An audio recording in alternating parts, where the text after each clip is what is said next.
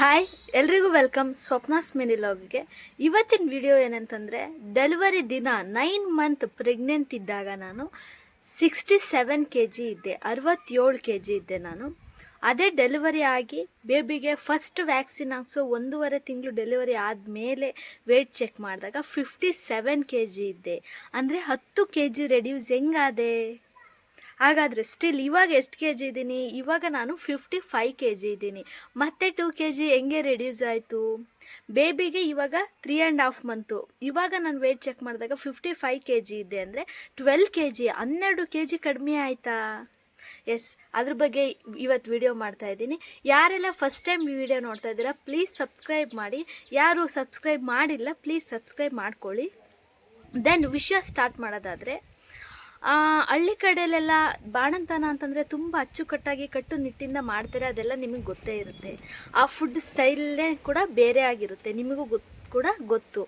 ಅಂದರೆ ಅದರಲ್ಲೂ ಬಾಯ್ ಬೇಬಿ ಆದರೆ ತುಂಬಾ ಸ್ಟ್ರಿಕ್ಟಾಗಿ ನಮ್ಮ ಕಡೆ ಮಾಡ್ತಾರೆ. ಅಂದರೆ ಮಗು ಜೀರ್ಣಿಸ್ಕೊಳ್ಳಲ್ಲ, ಮಗುಗೆ ಜೀರ್ಣ ಆಗಲ್ಲ, ಮೋಷನ್ ಮಾಡಲ್ಲ. ಸೊ ನಮಗಾದರೂ ಕೂಡ ಸ್ಟಿಚಿಂಗ್ ಎಲ್ಲ ಇರುತ್ತೆ, ಹೆದೆಯಲ್ಲಿ ಚೆನ್ನಾಗಿ ಬರಲ್ಲ, ಏನೇನೋ ತಿನ್ನಬಾರ್ದು, ಹಂಗೆ ಹಿಂಗೆ ಅಂತೆಲ್ಲ ಕಟ್ಟುನಿಟ್ಟು ಮಾಡ್ತಾರೆ. ಸೊ ಹಾಗೇ ಕೂಡ ಸ್ಟಿಚಸ್ಸು ಕೂಡ ಚೆನ್ನಾಗಿ ಒಣಗೋಕ್ಕೆ ಬರೀ ರವೆ ಗಂಜಿ ಮತ್ತು ಬೇಳೆ ತಿಳಿಸಾರು ಅನ್ನನೇ ನಾನು ಕೂಡ ಊಟ ಮಾಡ್ತಾ ಇದ್ದಿದ್ದು. ಬೆಳಗ್ಗೆ 1 ಲೋಟ ಹಾಲು, ರವೆ ಗಂಜಿ, ಮತ್ತು ಮಧ್ಯಾಹ್ನವೂ ರವೆ ಗಂಜಿ ಮಾತ್ರ, ಮತ್ತು ತಿಳಿಸಾರು ಅನ್ನ, ತರಕಾರಿ ಬೇಯಿಸಿರೋ ಸೊಪ್ಪು, ಈ ಥರ ಮಾತ್ರ ಊಟ ಮಾಡ್ತಾಯಿದ್ದೆ. ಅದು ಎಷ್ಟು ದಿನ? 1.5 ತಿಂಗಳು ಕಂಪಲ್ಸರಿ ಕಂಪ್ಲೀಟಾಗಿ ಯಾವುದೇ ರೀತಿ ಮಿಸ್ಟೇಕ್ ಮಾಡದೆ, ಯಾವುದೇ ರೀತಿ ಬೇರೆ ಏನು ಫುಡ್ನ ತಿಂದೆ ನಾನು ಇದೇ ರೀತಿ ಮಾಡ್ತಾಯಿದ್ದೆ, ಇದೇ ರೀತಿ ಊಟನ ತಗೊಂಡೆ ನಾನು. ಅದಾದಮೇಲೆ ರವೆ ಗಂಜಿನ ಕುಡಿಯೋದ್ರಿಂದ ಏನು ಯೂಸ್ ಅಂತಂದರೆ, ಬೇಗ ನನಗೆ ಸೆಕ್ಷನ್ ಆಗಿರೋದ್ರಿಂದ ಬೇಗ ಗಾಯ ಕೂಡ ಒಣಗುತ್ತೆ, ಅದು ತುಂಬ ಹೀಟು ಕೂಡ. ಸೊ ತರಕಾರಿ ಉಪ್ಪಿಟ್ಟು ಕೂಡ ನೀವು ಸೇವನೆ ಮಾಡ್ಬೋದು, ಇದರಿಂದ ಬೇಗ ನೀವು ಗುಣನೂ ಆಗ್ತೀರಾ. ಸೊ ವೆಯ್ಟ್ ಲಾಸ್ ಆಗೋಕ್ಕೂ ಕೂಡ ಇದು ತುಂಬಾ ಯೂಸ್ಫುಲ್ ಆಗಿರುತ್ತೆ. ನೀವು ಇನ್ ಕೇಸ್ ಏನಾದರೂ ಫುಡ್ನ ಬಾಯಿ ಕಟ್ಟದೆ ತಡ್ಕೊಳ್ದೆ ಏನಾದರೂ ಫುಡ್ನ ತಿಂದರೆ ಮಾಡಿದರೆ ನಿಜವಾಗ್ಲೂ ದಪ್ಪ ಆಗ್ತೀರಾ. ಸೊ ಅದರಿಂದ ನನ್ನ ಸಜೆಷನ್ ಇಷ್ಟೇ, ಯಾವುದೇ ಕಾರಣಕ್ಕೂ ಕೂಡ ಬಾಣಂತನದಲ್ಲಿ ಅಷ್ಟಿಲ್ದಲೇ ಆವಾಗಿನ ಕಾಲದಿಂದ ಮಾಡ್ಕೊಂಡು ಬಂದಿರಲ್ಲ.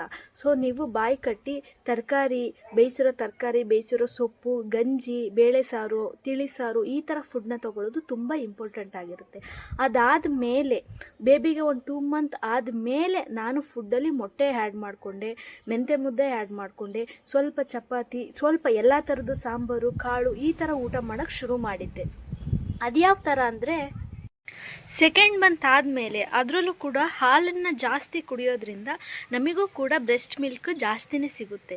ಸೊ ಅದಾದಮೇಲೆ ಊಟನ ಎಲ್ಲ ಥರದ ಫುಡ್ಡನ್ನು ಕೂಡ ನಾವು ಸೇವಿಸಬೇಕಾಗುತ್ತೆ. ಅದರಲ್ಲೂ ಕೂಡ ಕಂಡೀಷನ್ ಆಗಿರಿ ಅಂತ ಹೇಳ್ತಾರೆ, ಬಟ್ ಹಂಗೆ ಮಾಡಿದರೆ ನೆಕ್ಸ್ಟು ನಾವು ಅಂದರೆ ಒಂದು 5 ಮಂತ್ ತನಕ ಹಂಗಿರಿ, 3 ಮಂತ್ ತನಕ ಹಂಗಿರಿ ಅಂತ ಹೇಳ್ತಾರೆ. ಆ ಥರ ಇದ್ದು ನಾವು ಅದಾದಮೇಲೆ ಫುಡ್ನ ಟೇಸ್ಟನ್ನು ತೊಗೊಂಡ್ರೆ ಬೇಬಿಗೆ ಆ ಮಿಲ್ಕನ್ನ ರಿಸೀವ್ ಮಾಡ್ಕೊಳ್ಳೋಕ್ಕೆ ಕಷ್ಟ ಆಗುತ್ತೆ. ನಾವು ಇವಾಗಿಂದನೇ, ಇದು ಕೂಡ ಡಾಕ್ಟರ್ ಕೂಡ ಹೇಳಿರೋ ಮಾತು ಇದು, ಇವಾಗಿಂದ ನಾವು ಲೈಟಾಗಿ, ಓವರಾಗಿ ಬೇಡ. ಈಗ 3-4 ಚಪಾತಿ ತಿನ್ನೋ ಕೂಡ 1 ಚಪಾತಿ ತಿನ್ನಿ. ಸೊ ಇದೇ ಥರ ಚಿಕನ್ ಪೀಸ್ ಈ ಥರ ಇದ್ದರೆ 1-2 ಪೀಸ್ ತಿನ್ನಿ. ಸೊ ಈ ಥರ ನಾವು ಊಟ ಮಾಡೋದ್ರಿಂದ ಆವಾಗಿರೋ ಟೇಸ್ಟು ಅವರಿಗೆ ಫುಡ್ಡನ್ನ 6 ಮಂತ್ ಆಫ್ಟರ್ ನಾವು ಆ ಫುಡ್ನ ಕೊಡುವಾಗಲೂ ಕೂಡ ರಿಸೀವ್ ಮಾಡ್ಕೊಳ್ಳೋಕ್ಕೆ, ಅವ್ರಿಗೆ ಆ ಟೇಸ್ಟ್ನ ರಿಸೀವ್ ಮಾಡ್ಕೊಳ್ಳೋಕ್ಕೆ ಈಸಿ ಆಗುತ್ತೆ. ಸೊ ಯಾವುದೇ ರೀತಿ ಅವರಿಗೆ ಸ್ವಲ್ಪ ಟೇಸ್ಟಲ್ಲಿ ಚೇಂಜಸ್ಸು ಡಿಫ್ರೆನ್ಸ್ ಅಂತ ಇರೋಲ್ಲ.